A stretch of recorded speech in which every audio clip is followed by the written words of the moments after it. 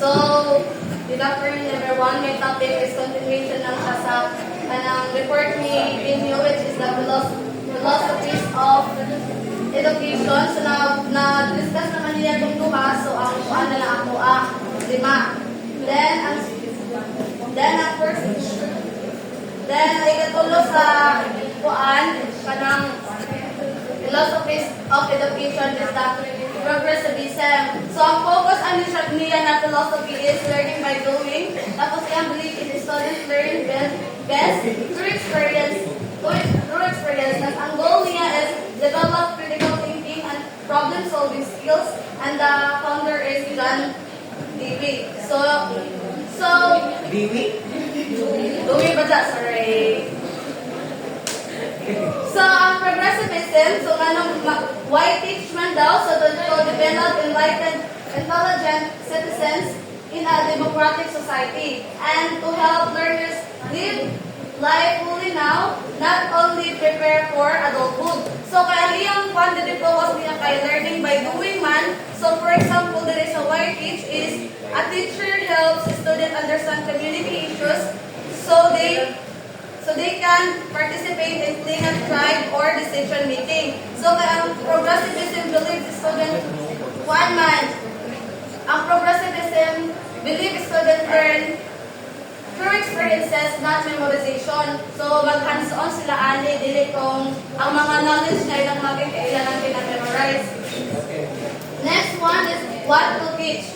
Need-based, relevant curriculum connected to students' lives, focus on skills to cope with change, gather and evaluate information, and solve problems. Emphasis on natural and social science. So, for example, lesson on budgeting, environmental issues, or health because students can use them now. So, by learning by learning on budgeting or environmental issues, dili man na ingon nga ila nang i-memorize kung diyan ila bitang buhaton na para na sila'y knowledge about para sa future na mga kuan nila na sila kahibalo about na mga lesson. Then the next one is to how to teach. So experimental learning by doing, problem solving using the scientific method, field trips, games, puzzle, real life activities. For example, how to teach a progressivism is kanang ito mga field trips. Di ba kaya sa field trips kay ang student mismo ang maglihok para makakatong sila. Kanang dili na bitaw teach ay ilaha para ila nang i-memorize nga mo din ibuhaton. Sa kanang mga field trips, di ba kay ang student mismo ang maglihok So always remember lang yun nga pag progressivism sa educational philosophies, ang iyang focus is learning by doing, not memorization. Next? Progress. Yes. Next is the perennialism. Focus is enduring ideas and universal truths. Belief is education should teach timeless knowledge and cultivate rational thinking. And then the goal is develop intellectual and moral reasoning in students. And then ang founder is Mortimer Adler and influenced by classical philosophers like Plato. So kani ang perennialism is focused on unchanging truths and great ideas that remain relevant through times. Kana bitang dili siya maalis lang dito mga meaning. For example, dili sa why teach perennialism is to develop students with rational and moral powers, neglecting reasoning deprives student and controlling passion and desire. For example, is a teacher trains students to think critical so they won't be easily influenced by emotional or social media. So nganong gipudloan ni, for example, gipudloan kasi mong teacher o unsa nang unsay pasabot sa honesty, unsay pasabot sa respect. Ug ikaw na kabalo na ka og unsay kuan niya, unsay meaning niya nga word, dili na mabago sa imong una which is mauna jud mo tatak sa imong hangtod sa hangtod. And then The next one is what to teach. Universal curriculum based on essential human nature, focus on humanities and general education, like read books, less emphasis on vocational and technical subject. So diri po ang example niya is classic literature like Shakespeare, philosophy, math, or history subject that build reasoning. So kana bitang mga dili change na mga ideas or mga lessons. Sabtan lang. Yes. And then, how to teach? Teacher-centered approach. Socratic dialogue and intellectual discipline. Students engage in mutual inquiry on timeless idea. So, for example, kung ano is the teacher asks deep question about text, like Socratic methods such as what is justice, why is important, why is honesty important. So, mao ni ang mga possible questions nga ikuan sa teachers nga mautanan ni bala siya what is justice. Tapos kanang word is mahibaw-an na bitaw nimo siya kay ikuan sa imong teacher or imong na tun-ana. So, mao na nimo tatak sa imong ang justice kay ani ang kuan day ani. Nasabtan lang.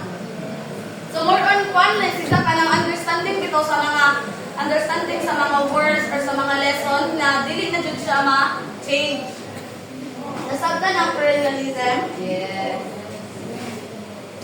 Next is the existentialism. Focus is individual choice and personal freedom. Believe education should allow students to make their own decision and find meaning in learning. Goal is to help students develop self-awareness, responsibility, and authenticity. And founder and legacy, John Paul Sartre. And then, kani ang kuan, existentialism is focuses on individual's freedom, self-expression, and understanding one's identity. So, Ria Sailahang why to teach is to help students understand themselves as unique individuals. Students take responsibility for thoughts, feelings, and action. Educate the whole person, feelings, and reason. So, for example, there is a teacher guide students to discover who they are, their values, beliefs, and preferences. Di ba, for example, kay di ba usahay ang teachers kay naa siya yung makuhan sa iyang student. For example, kani siya kay update siya sa kuhan, kani siya kay gana. So, ikaw, ma-aware ka, kay naay kanang ibali na ay nakita ang teacher sa imuha na nakita ang teacher sa imuha tapos ibali imo na ito ma-apply sa mga kagaling ay ana day ko. So sa kaniya siya nga philosophies is kanang kuan bitaw kanang imong gihatagan og idea ang student nimo o unsa siya na pagkatao or unsa siya na individual. Nasabtan lang. Next is what to teach, why choices and subject, student freedom, emphasis on humanities or creativity and self-expression, focus on action of historical individuals as models, vocational education for self-understanding, not just livelihood. So, diri sa kuan, what to teach, ang example ano kay many options like arts, poetry, music, creative writing, students choose what interests them. So, diri kay tibali na yung mga activities sa teachers bitaw, kasi kana siya na activity kay gusto siya, nabitaw siya interest. So, kana nga pamaraan, mahibawan niya siya pagalingon nga, kuan si Zay, gani siya napagkataw, like, hilig siya sa music, tungod kay kanang dako siya interest sa music na kuan, o hilig siya sa arts, kay mas interested siya sa mga arts na mga buhat, drawings, or sa pala dinhaam. So, ang next is how to teach, individual, self-paced, self-directed learning, close student-teacher interaction, values classification, teacher does not impose value. So, sa DRIA, the student create project based on their feelings or expressions such as writing a poem about their peers or painting a personal story. So sa kaning nagmamaagi kay makuan bitaw nila nga ay kuan dai kanang gusto dai kuan dai ko kanang gusto dai ko mag write ko, gusto dai ko mag-drawing ko.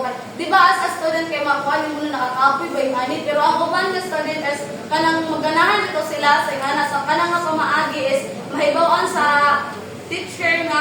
mo na imong interesado, mo na imong na-interesan. So, nasabtan lang. Next is the behaviorism. Ang focus ani kay observable behavior and external reinforcement. Belief learning occurs through rewards, punishment, and repetition. Goal, shape desired behavior and habits in student. Founder is si B.F. Skinner, which is ang iyang ngalan kay si Juan siya. Borjos Frederick Borjos Frederick Skinner. Ano yan? Oo.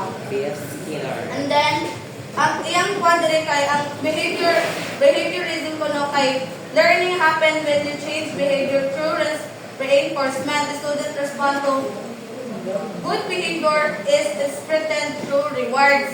So, kibalik ka ng react sa way to teach to modify and shape the student behavior. Students are product of their environment. Ang goal and desirable behavior in society. So, ganun din may yung silabon sa inyong balay kay mga ka sa eskwelahan. For example, diri anong kay kuan. Example diri kay a teacher help the student develop a good habit like punctuality or cooperation. So diri siya na part sa kanang educational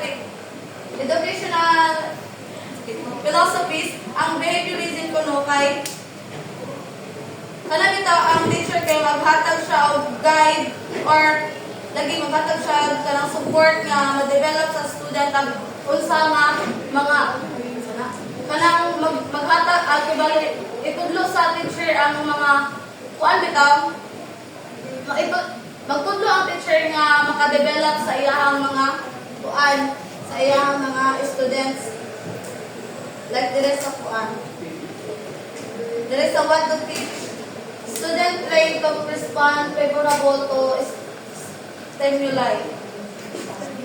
So, training student to follow rules, routine, and positive behavior. So, diri kay ang teachers kay kanang iya bitaw i-mold ang student nga kanang kuan bitaw kanang musulod siya sa mga rules or sa panadinhaan ng mga kuan, mga behaviors like mga kanang tudloan bitaw ka nga og nanay mga study di na dapat magbanha-banha ana kanang apil na siya sa behaviorism tapos tudloan ko ka sa matudloan sa kaani sa imong mga routines like kanang kuan bitaw like kanang ang gitudlo sa imong teacher is ma-apply nimo siya sa imong kaugalingon bitaw. And then the next one is how to teach. So arrange environment for desired responses, control physical variables like light, settings, visual, clear and interesting stimuli, reinforcement or IQ strengthen good behavior, weaken negative behavior.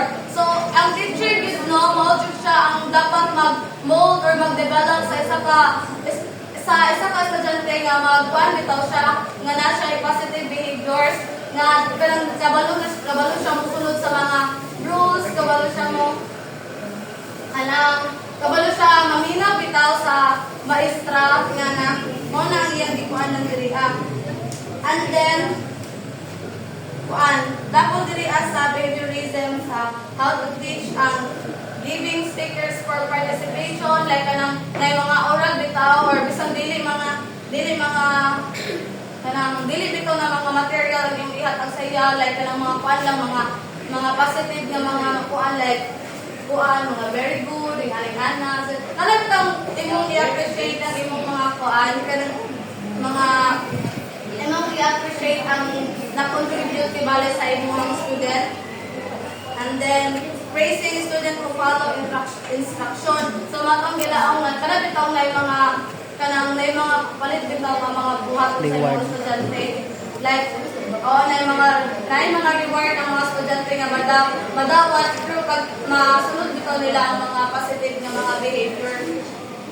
Next, ang last one is the linguistic philosophy. Ang focus ani kay language as the foundation of thought and learning. And belief and understanding and using language effectively is central to education.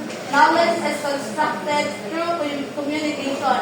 develop clear thinking, reasoning, and effective communication skill.